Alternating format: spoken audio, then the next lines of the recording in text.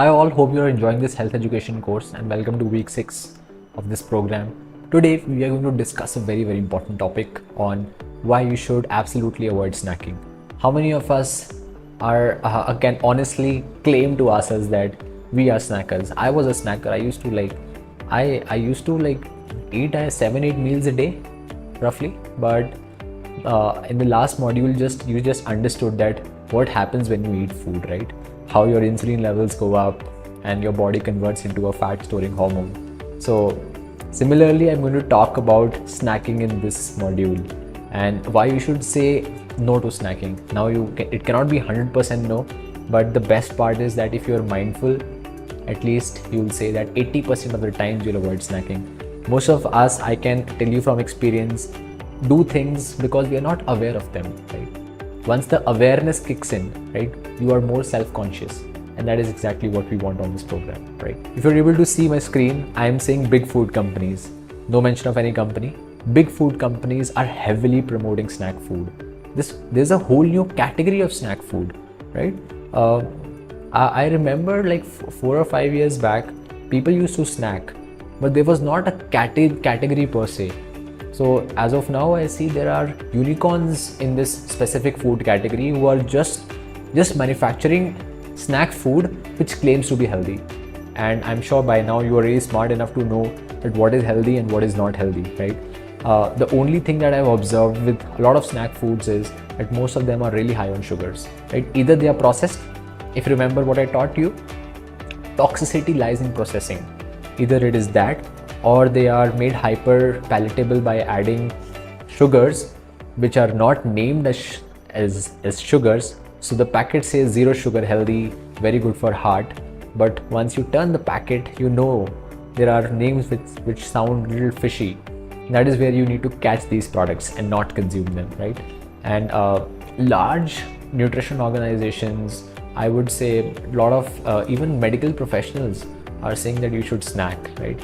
Now, I'm sure that everyone has a different philosophy, but what I can tell you with scientific proof is that snacking is not healthy. And you know that obesity is not a problem of calorie imbalance. It's a problem of hormonal imbalance. It's a problem of high insulin levels.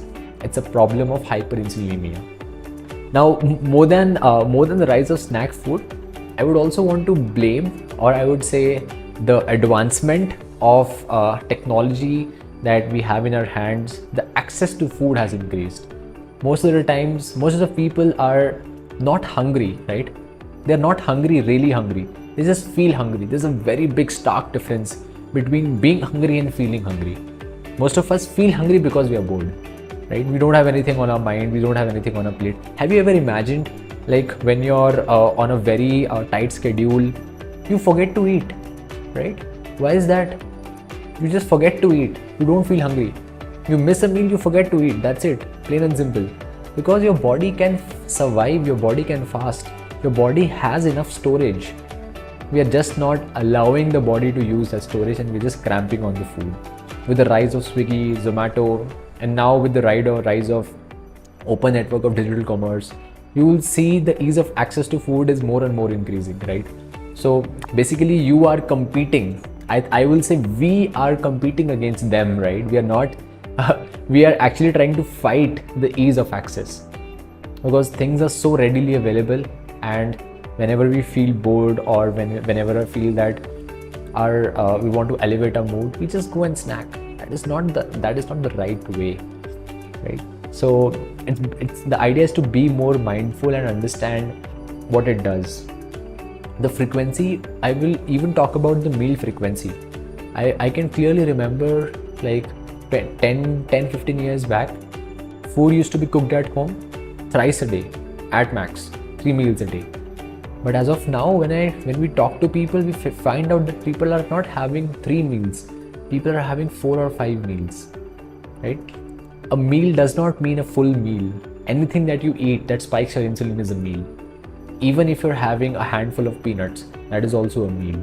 If you're having a samosa, that is also a meal. In fact, that gives you a more spike versus a meal that is rich on fats and proteins. So what you need to fundamentally understand is that anything that you are putting in your mouth is considered as a meal.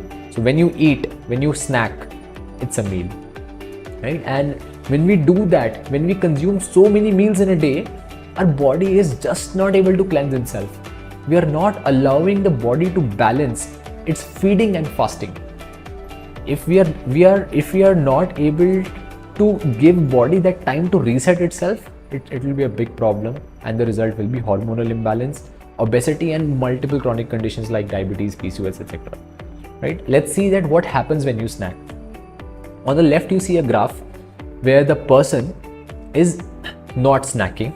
On the right, you see the person he's snacking. This same graph I had also shown in the previous module that I had presented. So this is a small breakfast, a medium lunch, a big dinner, right?